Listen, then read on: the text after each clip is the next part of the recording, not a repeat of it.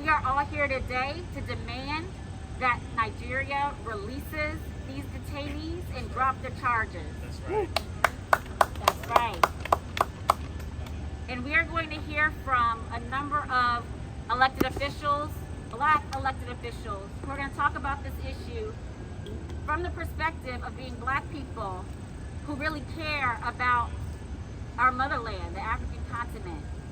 I am of Nigerian descent and have not gone to Nigeria because I am frightened as a Black openly lesbian person that I may find myself detained in waging the same kind of advocacy campaign that we saw waged with Brittany Griner last year in Russia.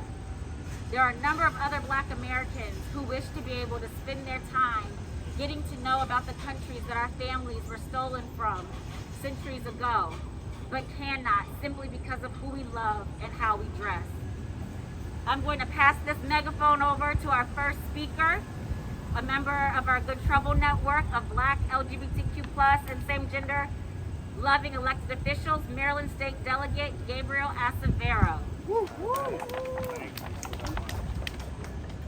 Good morning, everyone. I'm Maryland State Delegate Gabriel Acevedo, and I'm proud to represent District 39 in Montgomery County. And I'm equally as proud to join my colleagues from the D.C., Maryland, and Virginia area who are not just Black public officials, but Black openly LGBTQ public officials who have and continue to serve in various capacities at state and local government. And the reason why that is particularly important today and going forward is because too often when we talk about Black LGBTQ rights, it is framed in a way that excludes and diminishes the existence of Black LGBTQ plus people. And so I am here today and I just want to acknowledge my colleagues that are here and those that are in support and in solidarity with what we are doing and hoping to accomplish. But I just want to acknowledge some of my colleagues who are here with me today. DC City Council member Zachary Parker, who is the first Black gay man elected to the DC City Council. Prince George's County Council member Crystal Oriana, the first out LGBTQ person elected to the Prince George's County Council. My colleague in the state legislature, Delegate Ashanti Martinez from District 22, who along with me are the first out Afro-Latinos to serve in the General Assembly, and we do so proudly, and we make that a point because we recognize that visibility is not only important, but it helps in terms of our advocacy efforts and our legislating for people to understand that we exist, our rights matter, and it is important for us as Black LGBTQ people to show up in the way that we are and do so unapologetically. And so we're here today because we recognize that our siblings in Nigeria, Nigerian LGBTQIA+ folks, are experiencing and have been experiencing persecution. And it is something that is coming directly from the government, it is something that is coming from society, and something that is condoned even by public officials.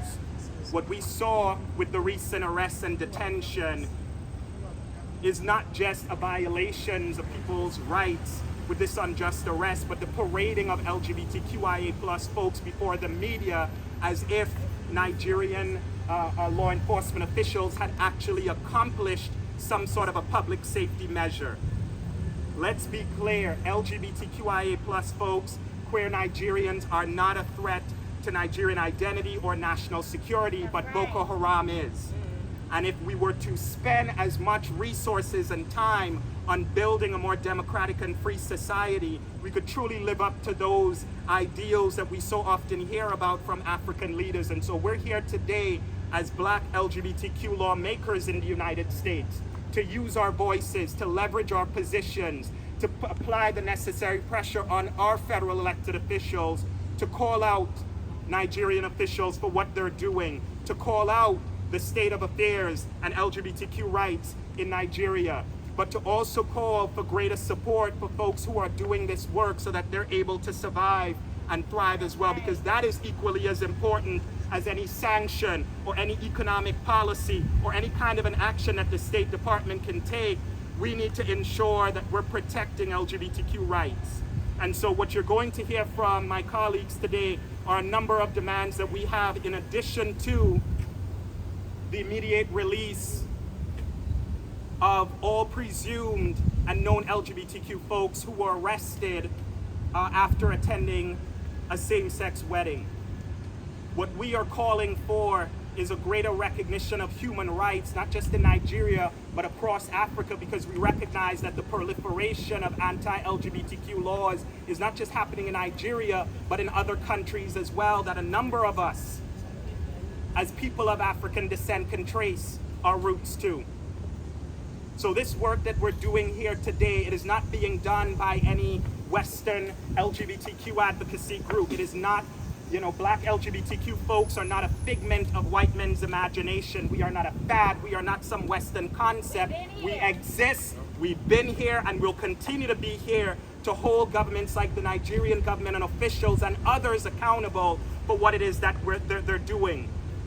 And so today, we're asking folks to not just bring greater attention to what the atrocity that recently committed with the unjust arrest of 60 plus folks, but for our government to apply pressure on the Nigerian government to do right and ensure that these 60 plus folks have representation and allow due process, which is a basic human right as well, the right of due process. And so today, we're not just making those demands, but we're gonna follow up. We're gonna work with our federal officials. We're gonna make sure that we're calling on the State Department and other folks so that they're joining us in our efforts of dispelling this myth that somehow LGBTQ rights in every single corner of Africa is sort of a Western and white man's concept. Is not. We exist and we do so proudly.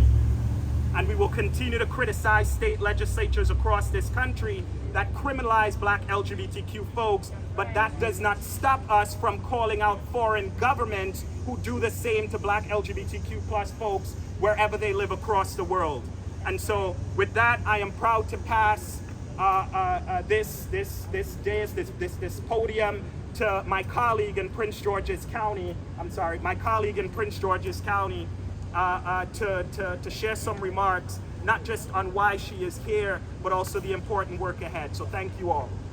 Woo. I'm gonna actually pass it to a really good sister, fellow Howard graduate. All right, HU.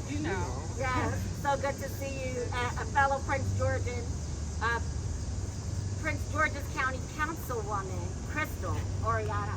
Thank you. And a daughter of Kenya. Yes. Thank you so much. As mentioned, I'm Councilmember Crystal Oriana. I have the pleasure of serving in Prince George's County, and as mentioned, one of the first openly LGBTQ people to serve in this capacity. And when I heard about what was happening, and we've been hearing about what's been happening in Africa, not just in Nigeria, but across the continent, I was saddened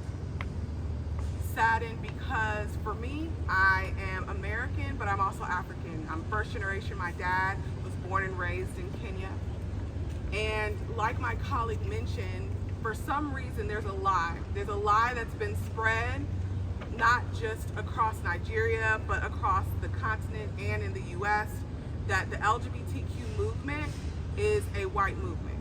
That they're the faces and bodies and voices and experiences of black people are continued to be erased from the movement, as if we do not exist, when we have been the backbone of the LGBTQ movement, not just in this country, but around the world. That's right. And so the notion is that this is a white American imperialistic viewpoint and values that are trying to be imposed upon these cultures, and that is not true. That notion alone ignores the